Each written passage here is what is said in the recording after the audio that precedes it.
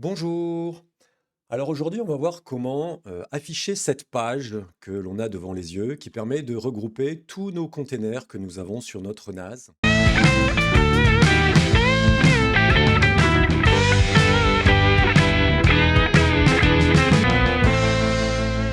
Comme vous le voyez sur l'écran, j'ai affiché là tous mes containers de mon NAS en production. Donc j'utilise très très régulièrement l'ensemble de ces containers. Alors je dois dire que l'affichage de cette page sur mon réseau local, je l'utilise finalement qu'assez peu. Je l'utilise beaucoup plus souvent sur mon portable. Pourquoi? Parce que tout simplement, eh bien là, quand on est sur, Chrome par exemple, on peut mettre des raccourcis, là je vais vous montrer, on peut mettre des raccourcis ici sur notre page ou juste au-dessus et puis, bah, on accède très facilement au Docker. Donc bon, voilà, c'est pas une priorité pour moi de l'avoir sur une page à la maison, sur son ordinateur. Par contre, ça m'est très utile sur le téléphone, parce que sur le téléphone, afficher cette page d'un coup, ça permet d'accéder vraiment à tous nos Docker très facilement. Et sur mon portable, j'utilise régulièrement Jellyfin, mais celui que j'utilise le plus souvent, vraiment, c'est OpenMediaVol. Je dois cliquer dessus au moins 20 fois dans la journée pour surveiller soit la production solaire, soit l'alarme, voilà, différentes choses. Donc celui-là, je l'utilise très très régulièrement. Je m'en sers aussi pour ouvrir mon garage quand j'arrive, pour fermer. Enfin voilà, c'est omniprésent tout au long de la journée, donc j'ai besoin que ce soit accessible très facilement. Les autres, bon, un peu moins souvent. Mais bon, du boulot par exemple, comme je suis avec un VPN au boulot, que je me connecte directement sur mon ordi, je peux difficilement au boulot installer des raccourcis comme je veux. Donc bah, j'accède à ma page via l'IP, et l'IP c'est l'IP du réseau local, hein, donc 192.168.1. Quelque chose. Donc c'est vraiment très simple. Alors ce qui me permet de faire ça, eh bien, c'est Homepage. Alors j'avais testé d'autres choses avant d'arriver à celui-là, mais celui-là il est vraiment très simple. Il a un affichage qui est très beau, très clair, il n'y a pas besoin de plus. Quand il y a un container qui est bloqué, qui plante, bon on le voit, là on voit que tout est fonctionnel et démarré. Voilà, donc je vais installer ça, on va installer ça, donc on va aller directement dans Open MediaVol. Donc là c'est sur mon NAS de production, on va repasser sur le NAS que j'utilise pour les vidéos. On se retrouve donc pour se connecter à Open MediaVol. Donc, vous voyez, ici, j'ai mis tous les liens des Docker, enfin des containers qu'on a déjà installés. Donc, on commence à avoir une belle panoplie. Donc, Open MediaVol, LibreSpeed, ESP Home. Alors, File Browser, on ne l'utilise plus puisque depuis, on a installé VS Code qui est beaucoup plus puissant, hein, et qui permet de faire des choses que ne permet pas File Browser. Jellyfin, AdGuard dernièrement. Voilà, donc on a une belle panoplie, on peut y accéder assez facilement finalement. Après, l'avoir en page d'accueil, ça peut être sympa aussi. Allez, on se connecte à Open MediaVol comme d'habitude. Voilà, on va dans Service, Compose, File.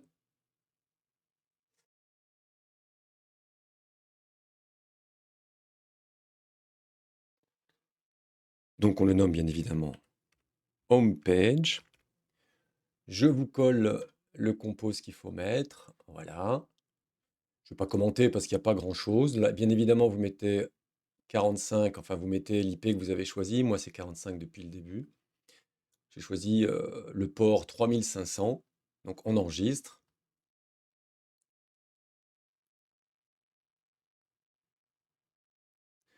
Voilà. On fait up. C'est très rapide. Et voilà, c'est parti. Donc on se retrouve à l'adresse 192.168.1.45 en port 3600, 3500. Et nous voilà sous notre homepage, alors qui est pour l'instant vide. Il va falloir maintenant qu'on rajoute chaque container ici, ou ici, ou ici. Donc on choisit de faire 3 lignes, ou 2, ou une, peu importe. Encore une fois, moi, je l'utilise surtout pour mon portable. Et de toute façon, sur le portable, que vous fassiez 2 lignes ou 3 lignes, ça change rien, puisque bah, il ne peut pas les afficher sous ce format-là. Donc il va vous les mettre les unes sous les autres. Vous voyez on a déjà des informations. Donc le CPU, la charge du CPU, la place sur notre disque dur. Donc pour moi, c'est le SSD. Non, c'est la mémoire, pardon. Ça, c'est la mémoire RAM. Et là, c'est la place sur le SSD. Alors, on a possibilité de changer la couleur du fond, d'avoir une couleur légèrement bleutée, rose, etc. Moi, je reste dans du classique. On peut avoir un affichage sombre ou pas. Voilà. Donc maintenant, il va falloir qu'on intègre tous nos containers. Donc pour ça, on va devoir aller sur VS Code pour récupérer le fichier qui permet de paramétrer tout ça. Eh bien, on lance VS Code. Donc on va se mettre sur une autre page, VS Code. On ferme ça. Voilà, on va chercher Homepage qui est ici. Et dans Homepage, on a le service.yaml qui est ici. Voilà. Donc là, on retrouve les trois pages, hein, first, second et third, qu'on avait ici. 1, 2, 3. À nous d'installer comme on a envie l'ensemble de ces pages. J'ai choisi sur mon as de production 2, donc on va partir sur 2 aussi. Alors, je vous propose de commencer bien par le plus important, Home Assistant. Alors, pour savoir comment on intègre les Docker, enfin les containers dans Homepage, il suffit d'aller sur la page Homepage. Là, je vais taper Homepage et je vais taper Home Assistant. Donc, on devrait arriver directement à ce qui m'intéresse. Voilà, Homepage, Home Assistant. Donc là, vous avez possibilité d'avoir des explications et des exemples sur comment on installe, enfin, on fait s'afficher Home Assistant. Donc, si vous voulez un peu plus d'informations, eh bien, vous allez sur ces pages et vous voyez, il y a un tas de logiciels. Donc, on trouve notre AdGuard qu'on installera tout à l'heure. Donc, voilà, vous avez toutes les infos ici. Alors, moi, je ne vais pas prendre tous les containers un par un, vous montrer la page correspondante sur AdGuard, enfin sur Homepage. Je vais vous donner directement ce que moi j'ai fait. Encore une fois, c'est le but de la chaîne, on va au plus simple. Si vous voulez plus d'infos, ben, vous allez sur Internet et vous cherchez. Euh, Allez, VS Code. Donc ici, eh bien, on va rentrer nos paramètres pour Home Assistant. Donc ce que je vais faire, c'est que je vais appeler ça page 1. Voilà. Et on va mettre Home Assistant ici. Voilà. Donc ici, on indique notre container. Donc on l'a appelé Home Assistant. Il faut bien évidemment respecter le nom. La description, bah, c'est ce qu'il va écrire tout à l'heure quand il affichera dans Homepage, il affichera le mot Home Assistant. L'icône, elle est déjà préparée par Homepage, donc vous avez cette icône qui est accessible. Vous mettez l'adresse que va lancer en quelque sorte quand le programme quand on va cliquer sur l'icône. Donc on ira à cette adresse-là, qui est bien l'adresse de Home Assistant. Alors nous, c'est 45 par contre. Voilà. Le ping, eh bien, c'est quand on demande à Homepage de tester régulièrement pour voir si le service Home Assistant tourne toujours. Ça permet de voir quand il y a un container qui est planté. Alors, on n'est pas obligé de le mettre, hein, mais ça peut être une information importante. Voilà, je vais sauvegarder et on va aller regarder ce que ça change. Donc là, CTRL S, ça sauvegarde automatiquement. J'actualise. Ouais, donc voilà, on a déjà Home Assistant qui est installé. Vous voyez que ça tourne. Si je clique dessus, eh bien, on va directement dans notre page Home Assistant. Donc ça marche parfaitement. Allez, on enchaîne, on va en faire un deuxième tout de suite. On va passer à LibreSpeed. Alors vous les rangerez dans l'ordre que vous voulez. Moi, je vous les donne au fur et à mesure. Donc, allez, on va mettre ici LibreSpeed. Donc de la même façon, moi c'est 43 pour mon as de production, pour vous, enfin en tout cas pour mon as pour le site, pour la chaîne, c'est 45. Je sauvegarde. Je vais vérifier que ça marche. On a bien LibreSpeed et on y arrive bien dessus automatiquement. Parfait.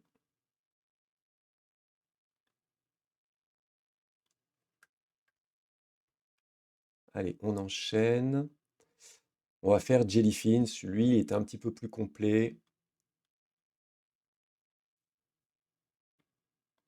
Voilà. Alors Jellyfin, lui, il a l'avantage de pouvoir afficher les films qui sont en train d'être regardés. Donc si vous avez des personnes à la maison qui regardent des films, vous allez pouvoir le voir sur cette page.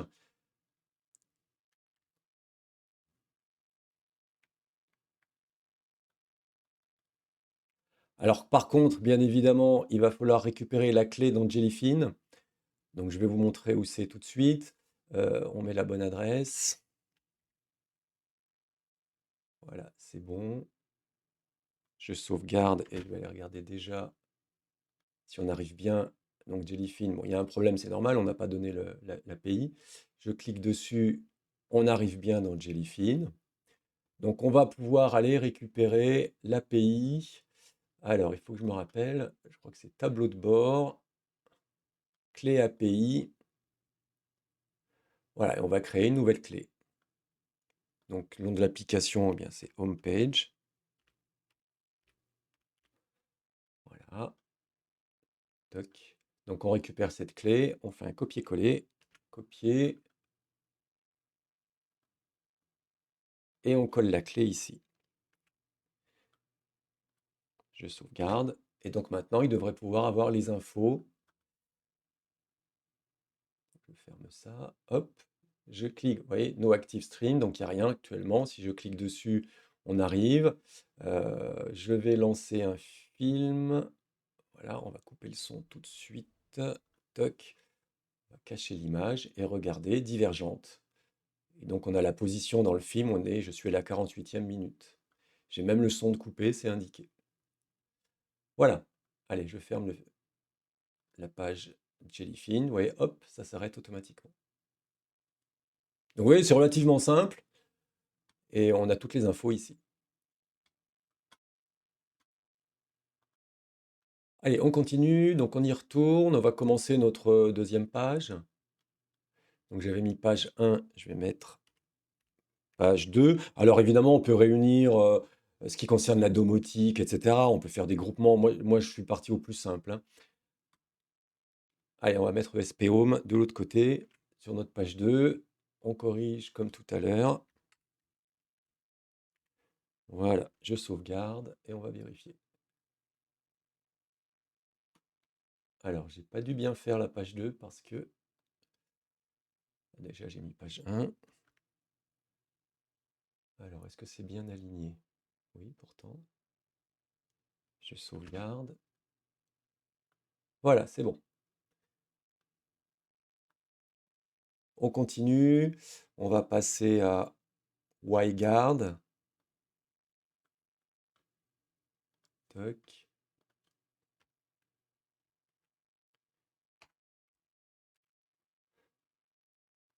Donc, vous voyez, ça se fait tranquillement, hein.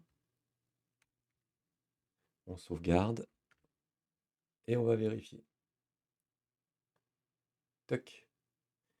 On va quand même cliquer dessus pour vérifier qu'on arrive au bon endroit. Parfait.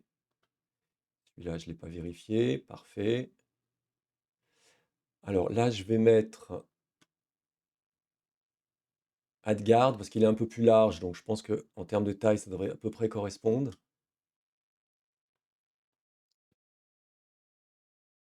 Voilà, donc ici, on remplace par 45. Là, on met son identifiant. Si on veut, par exemple, que AdGuard affiche le nombre de requêtes qui ont été stoppées, le nombre de requêtes qui sont passées, etc. Bref, quelques informations qui s'affichent, je vais vous les montrer tout de suite. Il faut mettre son identifiant et son mot de passe qui a été utilisé au moment de l'installation d'AdGuard.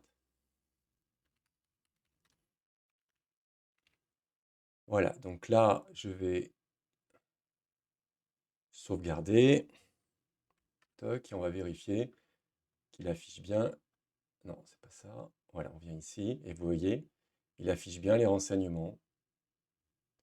Donc c'est pas une obligation de les mettre. Ça n'a pas un intérêt énorme, mais bon. Donc si j'enlève le widget là, regardez ce qui se passe. Toc, je sauvegarde. Voilà, et du coup ça devient une page normale, ça devient juste un lien en fait. Voilà. Je vais laisser comme ça.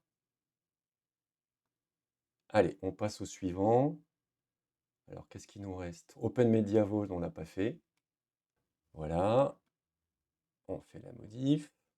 Je sauvegarde. On va vérifier. Voilà. Donc ça prend forme petit à petit. VS Code. Donc vous voyez, c'est juste des liens, là, il n'y a pas grand-chose à mettre. On met le ping pour qu'il vérifie régulièrement.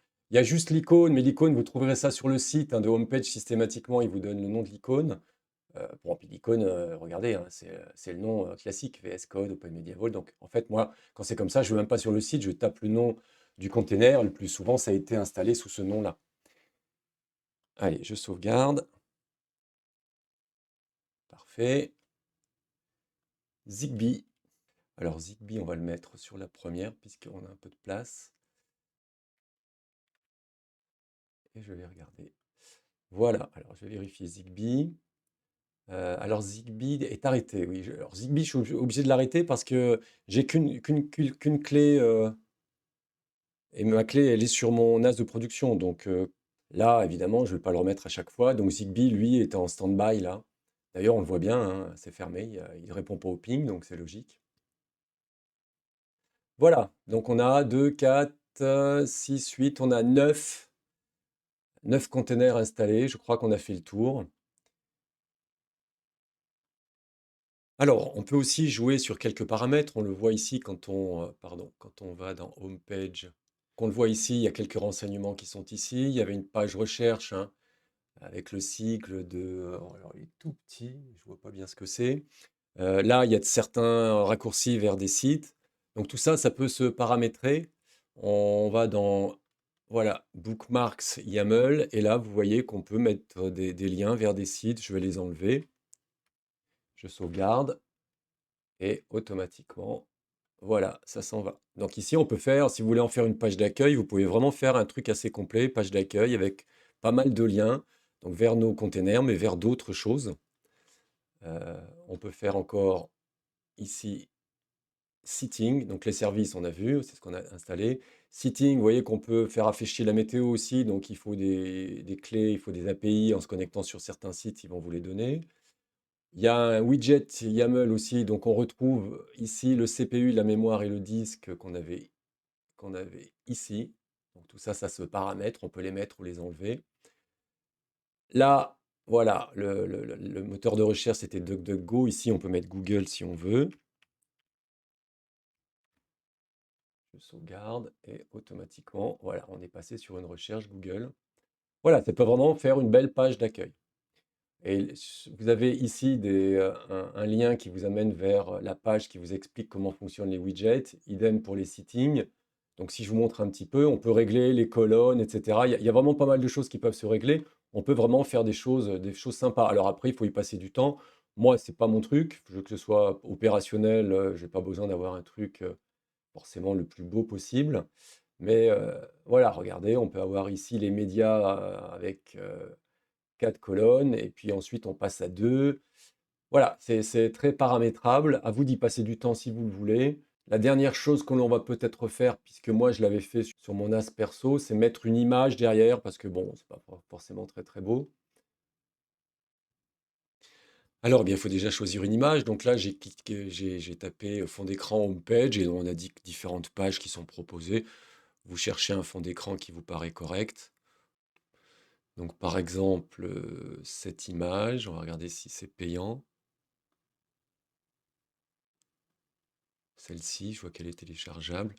Il y en a plusieurs. Voilà, si on peut prendre celle-ci, ce serait bien. Voilà, donc j'ai bien cette image. Donc, on va la mettre dans un coin et on va aller la transférer. Donc, pour ça, on va dans VS Code. Alors, je ne le vois plus, VS Code, il est là. On va dans VS Code et on va dans le répertoire images que l'on a créé au moment où on a lancé le Docker, enfin lancé le container plutôt. Donc on se met dans images et normalement, ou alors c'est ici, clic droit, upload. Voilà, on récupère notre image et voilà, elle est là. Donc elle s'appelle 3 607 424.